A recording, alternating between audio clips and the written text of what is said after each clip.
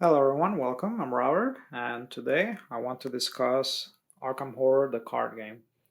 I want to do a brief commentary on the game itself, and then I want to discuss storage because that is a beast of its own, and definitely something that I always like talking about. So, what do we have here? So, I played two-handed. This is the end of the Dunwich Legacy campaign. We got Roland and Daisy, classic combo for fighter and clue getter. And I did not manage to make it to the last scenario. This is the second to last scenario where Doom awaits, and they were both destroyed by Beyond the Veil. They both had one in front of them, so when they run out of cards, they take 10 damage immediately. So they both drew one of these, and then Daisy drew this thing where each player discards the top three cards of their deck, and that was it. They both got destroyed, took 10 damage, and we lost the scenario. And yeah, if you lose this scenario, you lose the campaign. Spoilers. So yeah, and I was kind of surprised how far I was able to make it into this scenario. I don't know what happens after you move into this. When you move to the third act, by moving into this location, you advance to the third act. I have never made it this far before, so I don't know what happens. I'll find out next time when I start a new campaign. But Roland was not looking very good. When I started this mission, Roland had four physical trauma, two mental trauma, and Daisy had four physical trauma. I'm shocked I made it this far into the scenario. That was thanks to bulletproof vest. But yeah, and I think I made a mistake in the middle of the campaign. I said, "Huh, let's do a standalone scenario to jazz things up," and I made the Curse of the Urugaru scenario, and that was a mistake because I at least I recovered my 1 point of experience that it costed me, but he just ended up getting that curse. That's all I got out of it. He got this curse, and he already has low horror resistance, so yeah, that did not pay off. But anyway, so um, I shelved this game for a couple of years when I first got it. That was 2 years ago. Played the Night of the Salad and Dunwich. Also didn't do super well, but I loved it at that time. So this is in my top 10, by the way, of games. And But at that time, my only complaint was that the core set was super lacking in content. Since then, the revised core has come out, and definitely a better, more fleshed out product. I do still think that there should be a bit more campaign content in it, but that's really the only complaint I had. I know that a lot of people hate the chaos bag. I don't. I don't mind it at all.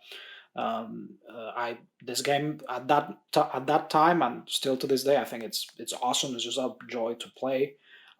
It's super atmospheric. I love the art. The gameplay is super deep, um, and even at that time, I didn't realize how deep it was because a couple of years fast forward a couple of years later to about a month ago, and I find this series of videos on YouTube about how to become better at the game, and I started watching them, right? Because I remember I did poorly a couple of years ago, and I started watching all of them, and I realized, holy hell, this game is super deep. I didn't realize how the depth of it, as far as the deck building and the strategy. I really didn't appreciate it at the time. And one thing I realized too was that the deck building that I've learned from playing a ton of Magic back in the day, and I've played other games. I played Yu-Gi-Oh, World of Warcraft, TCG, a couple other odd TCGs that done they're like discontinued. All of that deck building experience that I've learned, not a whole lot of it carried here. Like the deck building here, I need that net decking. Like I didn't, I haven't had, I didn't have issues until now with Marvel Champions or Lord of the Rings. I was able to figure out the deck building by myself. For the content that I've seen from those LCGs, I've had no issues. But I did do pretty poorly here, and at that moment, I didn't realize that the deck building approach that I had didn't work from uh, the assumptions I made from previous games that I've played. Net decking here and reading about strategy really helped me realize the approach here, which is much it's different because all of those games that I've mentioned, they're not campaign games. That's the thing, right? So they're supposed to be a campaign game. Like you have to think about that long term when building the deck. And one thing that helped was already having your upgrade path, which I didn't think of at that time. When you build a deck, having an upgrade path already in mind helped. It helped immensely. Back then, I just as I gained experience points throughout the campaign, it's like, oh, let's just throw this in there. Like I wasn't really thinking long term what my optimal deck should look like.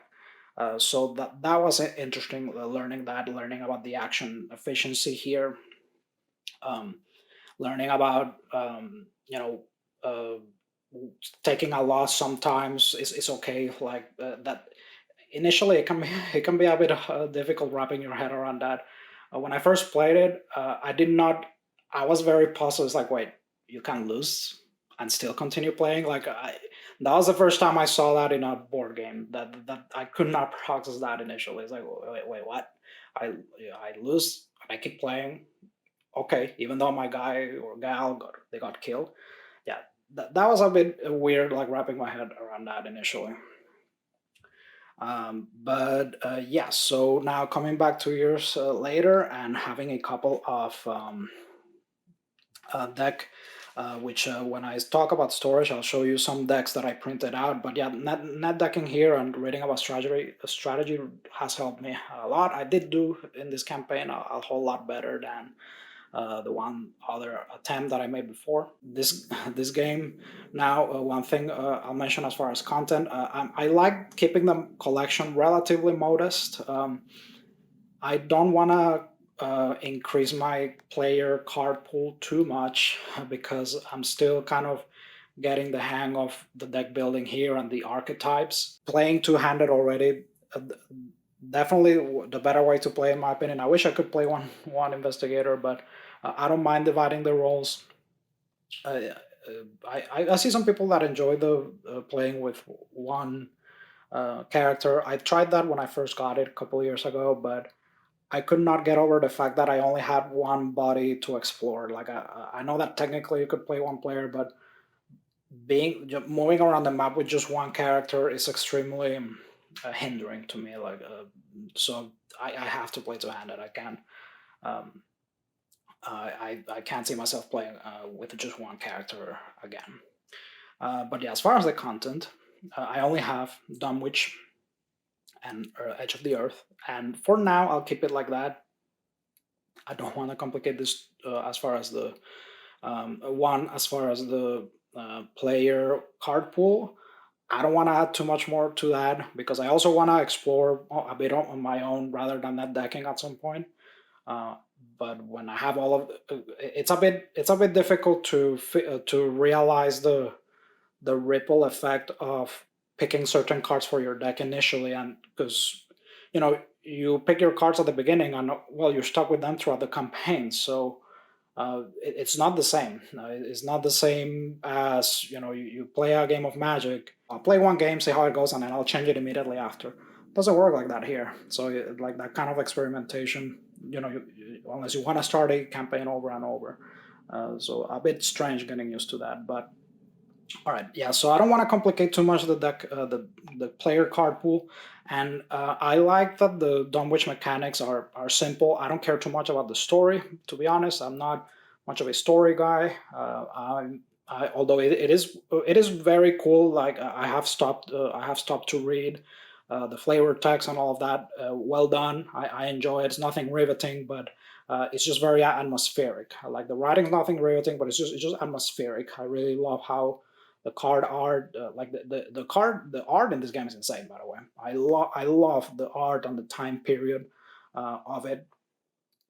This just old style, like uh, the fashion and the locations. Just I love the theme and the world that they've built with this, and through the illustrations, it's just amazing.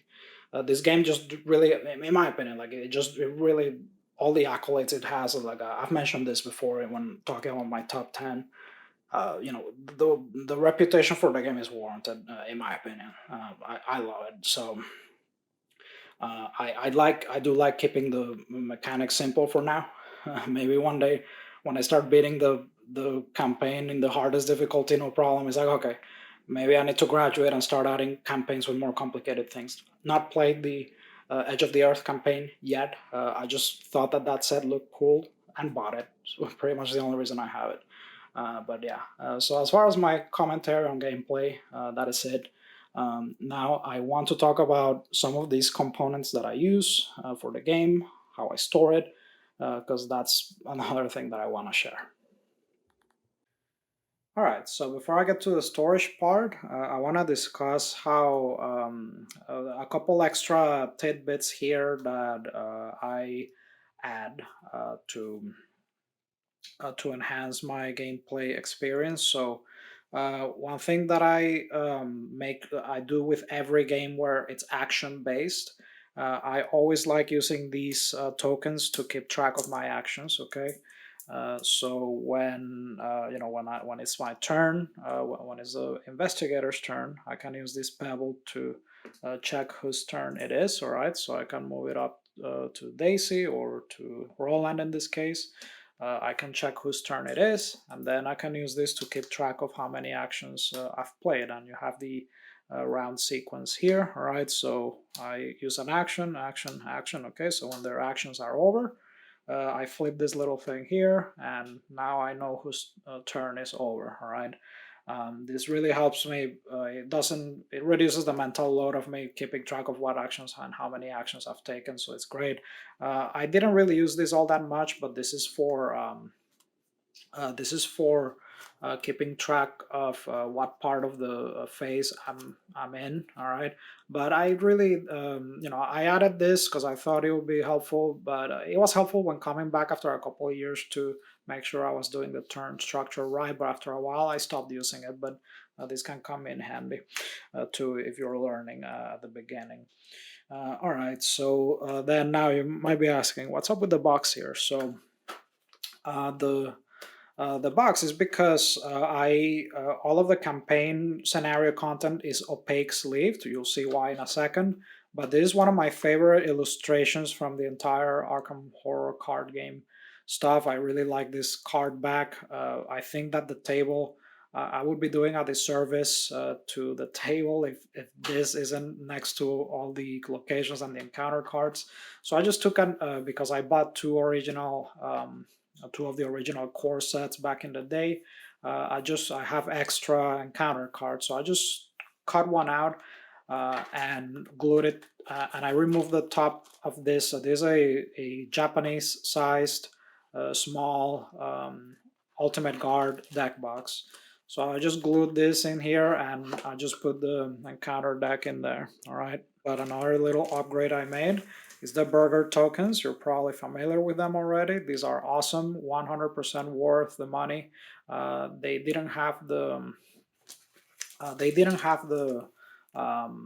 Edge of the Earth ones when I purchased. I hope that they restock them, but these are worth it 100%. I really, really love the burger tokens.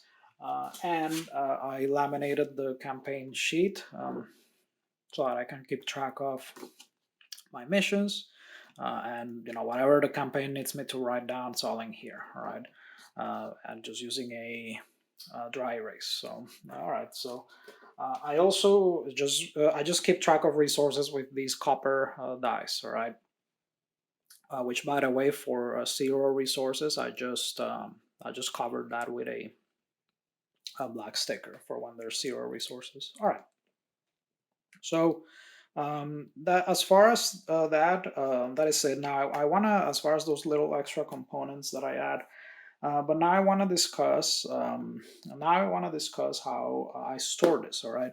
So when I originally got the game, a couple of years ago, what I did was, so I have this binder, right?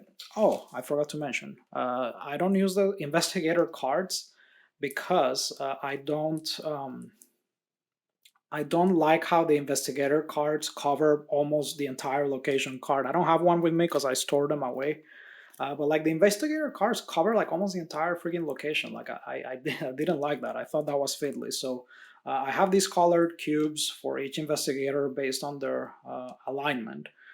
So I have one of each. I doubt that I'll ever play two investigators of the same color, so I have one of each color, and that way I just move them around the map like this. I really dislike the investigator cards. I've seen people that cut them out in a circle and put them in a coin capsule. I might do that one day, but for now, I'm just really happy with the colored cubes. They almost look this to scale next to the illustration of the location. So that I love that a whole lot more than I like that a whole lot more than the investigator cards. But anyway, back to the storage, right? Um, so when I first got the game, right, I had this. I used this binder, and then I created these sheets. You can find this on the BGG file section. And I cut and glued this to these binder sheets. And then I would take each encounter set and put it back in its pocket after a scenario, right? So that was a couple of years ago. And then, I come back this time I play the game the last few weeks. And I realized how much I really, really hated having to separate the encounter sets every time I was done with a scenario. I just found it extremely tedious having to do that. And the key reason for that is because I've done this with Lord of the Rings, right? With Lord of the Rings, the scenario symbols are in the corner. Okay, so if you're browsing the Lord of the Rings cards, you can just do this, look through the scenarios, and you'll see the scenario icon in one of the corners. Okay, I forget which corner it is for the Lord of the Rings cards, but you could browse cards and very easily spot this the scenario icon, and then remove it and put it back easily, right? I know it's a small detail, right? But putting the scenario icon in the corner makes a difference when browsing for the icon to separate and sort the cards. But in Arkham Horror, they just put this tiny icon that's barely legible. It almost looks like a rune or a like a hieroglyphic. Like it's just very tiny, and it's in the center of the card. So when you're browsing your scenario cards, you can't just like look at the corners and you could do it like this and separate them. No, no, no. You have to go each scenario and look closely, like almost with a magnifier at each icon. Okay, that one. And I was losing my mind. maybe it's thematic, I guess, because in this game you're supposed to lose. Maybe one of the lost conditions is you lose your mind. Well, that definitely having to separate the encounter cards at the end of every game made me lose my mind eventually. So here's what I ended up doing. I just went ahead and photocopied my encounter sets as needed so that every encounter set could just be ready to play. All right. This took me for both the Edge of the Earth campaign, Night of the Salad, and and Dunwich Legacy. This took me about a weekend, right? But I scanned and photocopied the cards, and trust me, if Fantasy Flight Games offered the encounter sets individually, I would buy them just so that I would have saved the time because this was it was a bit of a labor, but the kind of tedium that this required, I trust me much better because I'm crafting something. Like I always like doing that. I like crafting things. So I was creating print and playing cards basically.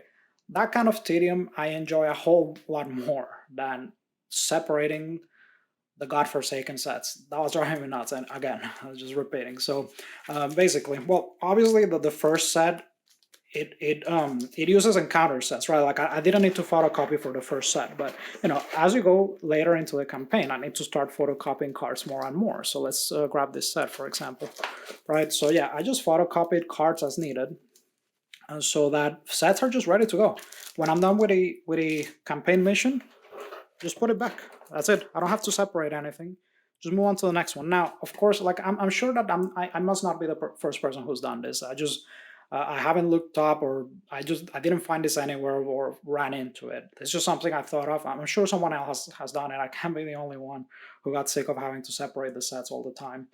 So I did that for all of them. Um, so you got your entire Edge of the Earth standalone missions ready to go. Because I don't have the burger tokens yet, because they haven't restocked them for Edge of the Earth, so I still have the original tokens in case for when I want to play Edge of the Earth. I still have these in here, but hopefully I'll be able to open up a bit of room here. Uh, and I won't need to keep those tokens in this box when Burger Tokens restocks those. And another impetus for me to doing this is when you play the standalone scenarios, I just love how convenient the standalone scenarios are, because you're good to go. You take the standalone scenarios cards and you don't have to do anything else. So it's like, how do you experience that with a standalone scenario and then go back to having to remove and sort the cards? So yeah, once I saw that, it's like, nah, no way. I want all my scenarios to be like that. I just want them to be ready to go. I just pick a deck and go at it. Okay. So that is and I use these bags because I also like separating the location cards and anything that isn't supposed to be shuffled immediately according to scenario instructions. I just like keeping it here. This is a 3x4 plastic bag. You can buy like 100 of those in sets of hundreds for like a couple dollars, and I just cut off the top, and there you go. You got a little pocket there to store your cards. All right. So these are, by the way, 800 count BCW boxes. In case you're interested, I was able to fit Dunwich and Night of the Salad sleeved. All right. I do use KMC sleeves, by the way. These are Game Genic cheap colored sleeves, but um, for the location cards, I like using KMC Perfect Fit. All right. And then, which is what I originally used for everything, by the way, before I decided to go this route. But because I'm photocopying cards, I needed opaque backs because I don't have all of those. I don't have a whole bunch of Arkham Horror cards backs that I can use, so I had to use. Well, let me show you what I used. And you can use magic cards or whatever, but as it turns out, Star Wars Destiny cards have the same card back. Card width. You know how Arkham Horror cards are a bit shorter in width? Well, Star Wars Destiny cards are also the same width. They're a bit shorter than most standard cards. So this is what I used to. Proxy them. Right, I had a bunch of bulk Star Wars Destiny cards. All right. So that is as far as the campaign content and the standalone scenarios, because they're all ready to go. I just use KMC Perfect Fit sleeves since they're a bit shorter. I know that, and by the way, if anyone knows, because I haven't looked this up, right? Why does FFG make these cards like this and Marvel Champions and Destiny? Why do some of their games have like shorter width? First thing that comes to mind is as a cost-saving method. You make the card a bit less wide and multiply that by like a million cards. You save, laughing straight to the bank. That's the first thing I think of, right? Which is, I respect that. But I mean, have they ever addressed why their cards are shorter? Maybe there's another reason, but that's the only thing I can think of. Because then you have sleeves where it leaves all of this space on the side. Anyway, so if anyone knows, please put that in the comment section. I don't know why they make some of their games shorter in width. And now I want to also show here. As far as the investigator stuff goes, so because I originally purchased I purchased the original core sets where you're supposed to buy two if you want a complete, a complete investigator card that sets. I missed out on this box, but because I bought Edge of the Earth, now I have one of these boxes, right? So you have the investigator decks here. I still haven't sleeved all of them, but these are the 5 investigator decks. And there's enough room there to finish sleeving them. So I'll have all 5 investigator decks ready to go, and all the investigator cards pretty much. And then you have all of them sorted by color here, and I have a little colored divider, all right, for all of them. But I have all the 5 colors there, and then you have the rest of the burger tokens here. Yeah, so with that, I'm gonna show a little shot there of what it looks like on the shelf when you have the binder next to this. I do store these boxes. One thing that I do with my Calyx, because I have a Calyx sized kind of shelf, right? Kind of. It's not exactly a Calyx, but there's typically a lot of room behind the deck, the board game box that's unused. So I just put this box back there. Like, it's okay if it's not labeled or it doesn't need to poke out. Like, I know that this is behind the Arkham Horror box, all right? I know it's back there, so I just need to reach for it when I go bring out the game. But yeah, and another thing here is that I think I did mention that I was going to talk about this. These are some investigator decks for like the basic investigators anyway that I printed out. And they're counting.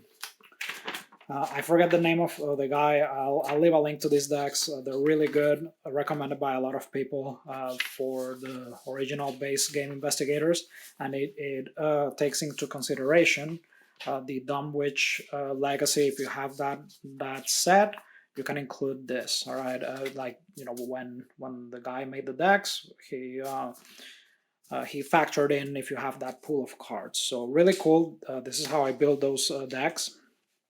And here, and the other thing I have in the binder is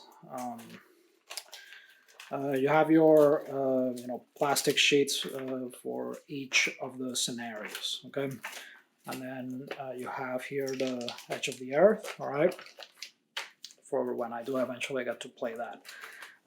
But one other interesting thing is that if you do the coin capsule thing, I did at some point, but then I went with the burger tokens. But if you do the coin capsule thing, you can buy coin capsule sheets, all right, that you can put in a binder for any 3-ring binder. So you can store your coins here for your campaign chaos bag tokens. And it's a great way of keeping them in the binder and just pulling them out when you need them. All right, but yeah, so this is how I store it basically. It amounts to the Edge of the Earth box for the investigator cards, the binder for the scenario instructions, and here's some some fan-made content, by the way, against the Wendigo, Symphony of Eric's Son. All right. But yeah, and Night of the Salad, but which, by the way, I have them here. Okay, and also have the Consternation of the Constellation. I think is what it's called. Yep, Consternation of the Constellation. So yeah, 3 fan-made sets so far, but yeah, that's how I have it. Just a couple of those BCW or BMC. I forgot the name. Hold on. Yep, BCW. There we go. BCW. A couple of these. To store my campaigns, and then the investigator cards in the Edge of the Earth box, and this binder. But yeah, this game is definitely a base to store and also reduce the fiddliness. Okay, but with that, that's it. That's how I store it. But I want to thank you for watching. If you have any comments, any questions, any feedback, go ahead and put them in the comment section. And thank you so much for watching. Make sure you like and share, and I'll see you in the next one.